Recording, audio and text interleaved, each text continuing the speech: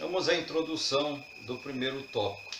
E eu quero tirar aqui um detalhe interessante, que essa carta de Paulo aos Efésios é muito conhecida como a coroa dos escritos de Paulo e também a rainha das epístolas, e a gente já vai perceber a importância desta carta no decorrer do nosso comentário.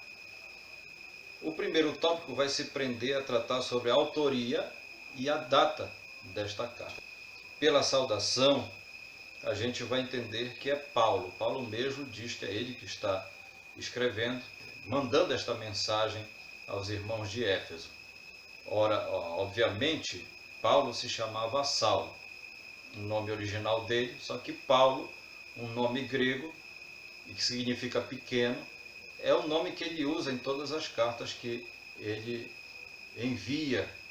Talvez porque o nome Paulo não só significa uma nova vida dele como cristão, mas também é um nome mais fácil de ser aceito, já que ele escreve, prega muito entre os gentios. Então, um nome grego é bem mais interessante para haver uma aceitação, um entendimento melhor da parte dos outros que estão lhe ouvindo. Essa epístola está no rol das epístolas da prisão. Paulo, quando escreveu esta carta, estava preso.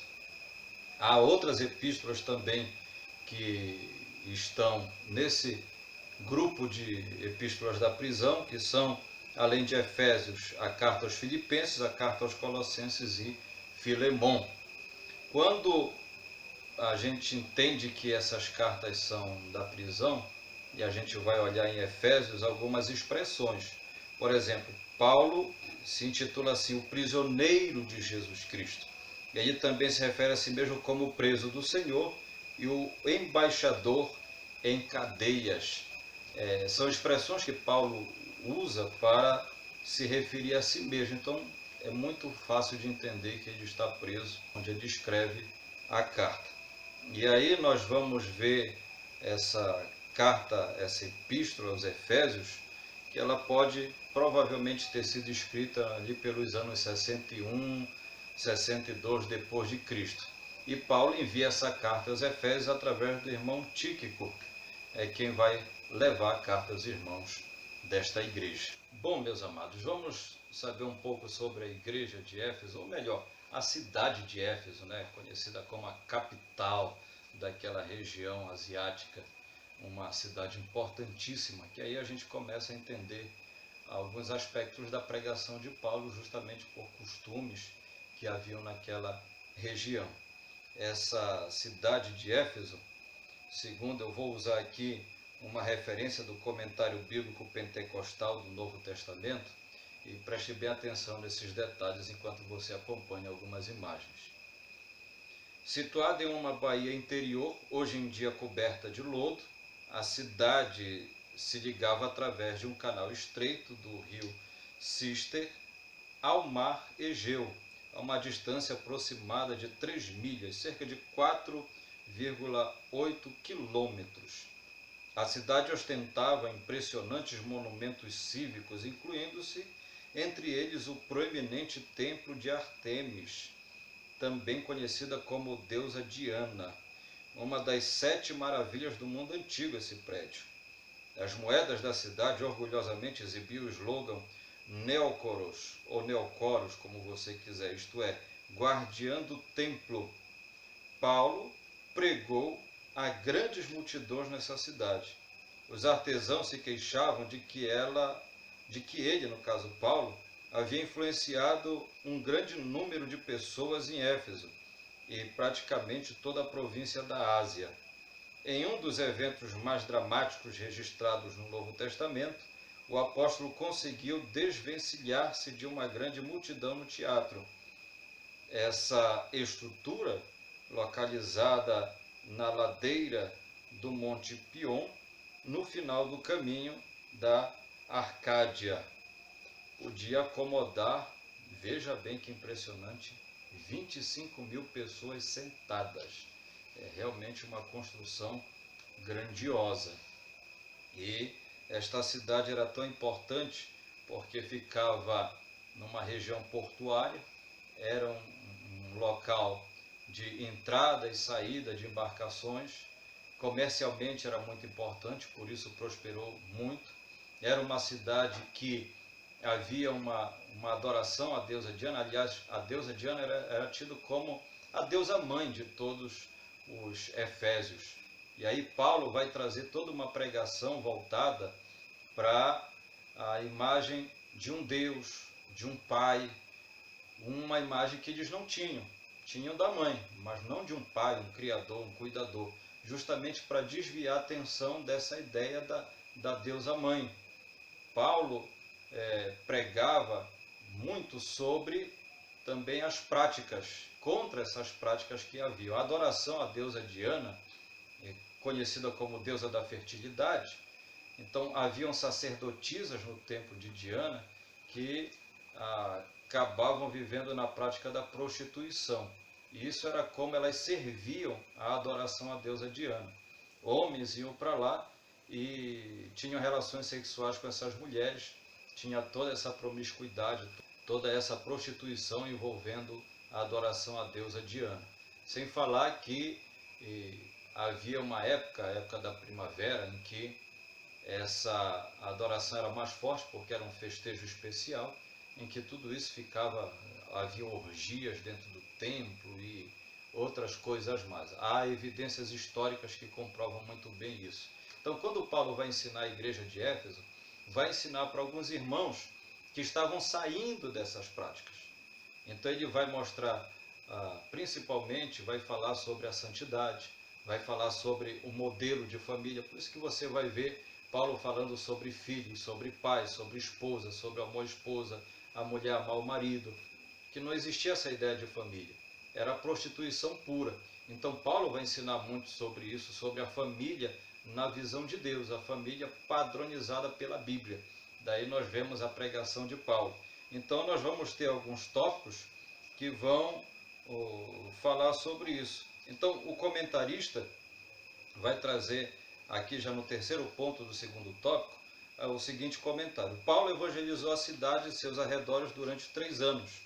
Quando chegou a Éfeso, o apóstolo encontrou 12 discípulos, os quais batizou nas águas e conduziu a receber o batismo no Espírito Santo. Em seguida evangelizou os judeus na sinagoga por um espaço de 3 meses.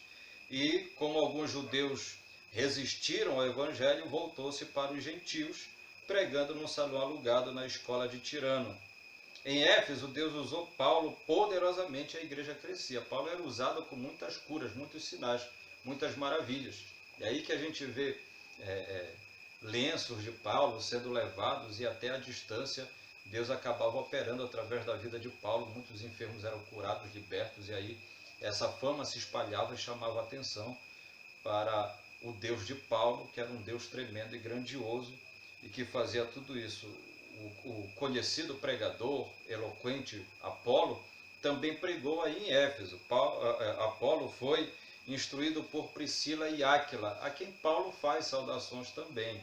E aí nós vemos também Irineu, um bispo, na verdade, grego do primeiro século, ele vai afirmar que o apóstolo João também chegou a liderar esta igreja. Vocês lembram bem que Paulo enviou Timóteo para pastorear a igreja em Éfeso. Isso é bem registrado, vocês vão ver até 2 cartas de Paulo enviadas a Timóteo, a como ele tem que conduzir a sua vida pastoral nesta cidade.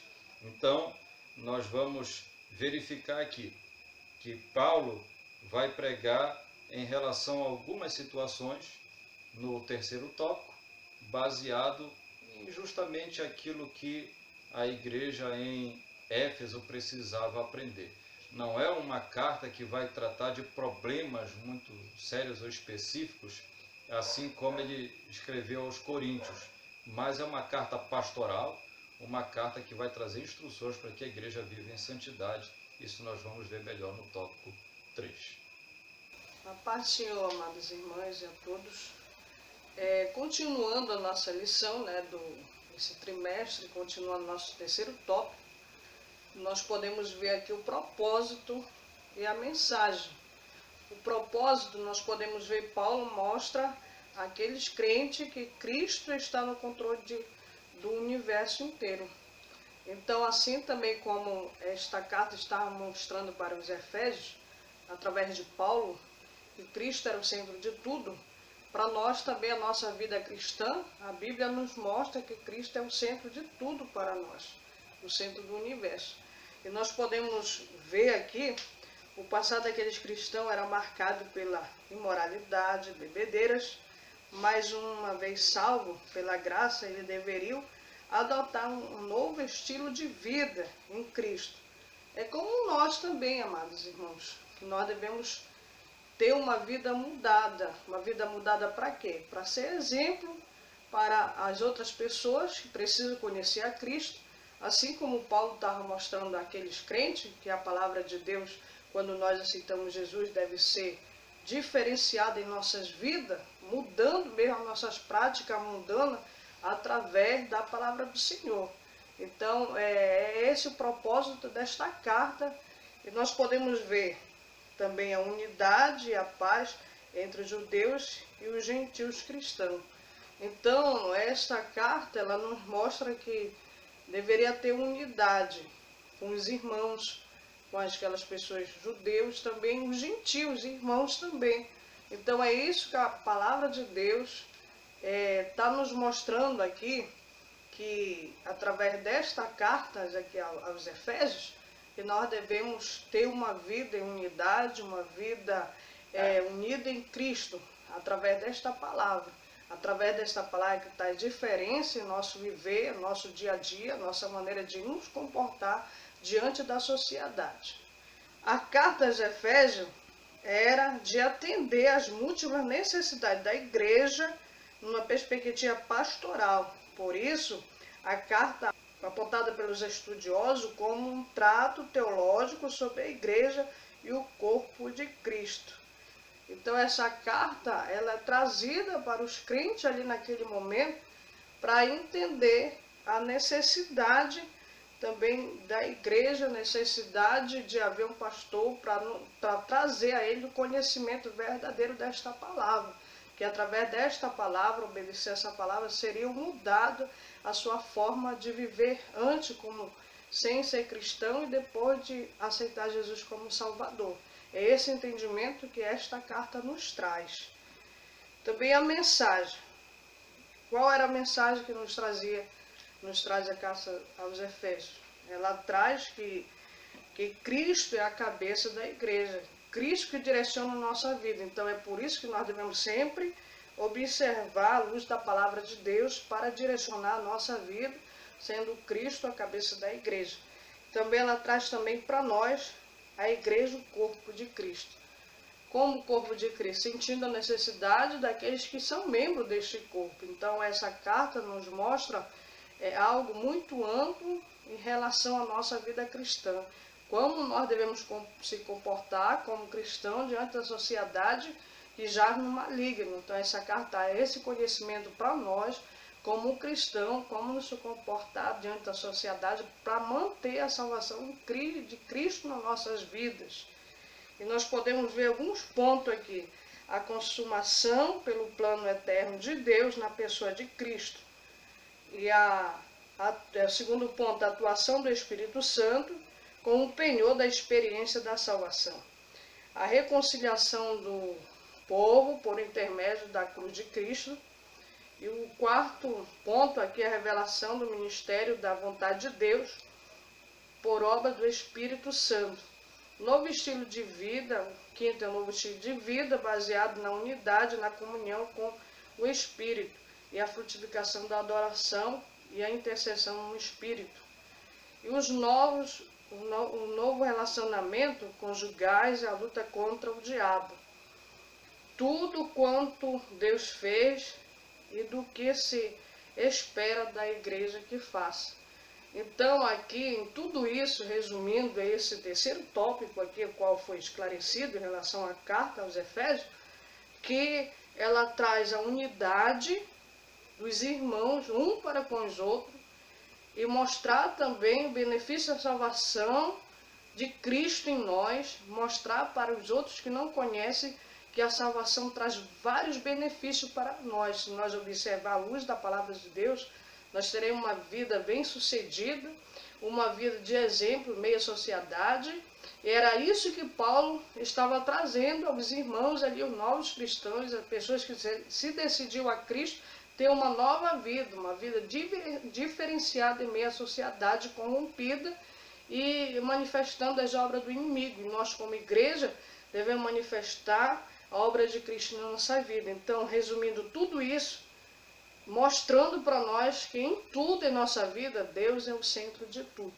Então, que você possa ficar com esta palavra aqui, com esse estudo da palavra de Deus, como à luz da Bíblia nós aprendemos como conduzir a nossa vida cristã, dando exemplo àqueles que não são cristãos, para que um dia também receba esse bem precioso de salvação, esse presente. Que você possa ser grandemente abençoado através desta palavra, neste momento, nesse ensino da escola bíblica dominical, e você manter essa salvação em Cristo em tua vida, na tua caminhada, sabendo que tudo, Deus é o centro de tudo em nossas vidas. Que Deus em Cristo venha nos abençoar, abençoar a tua vida cristã possa ser seguida à luz da palavra de Deus. Que assim seguiremos até o final e nos encontraremos no céu com Jesus. Que Deus nos abençoe. Paz, Senhor.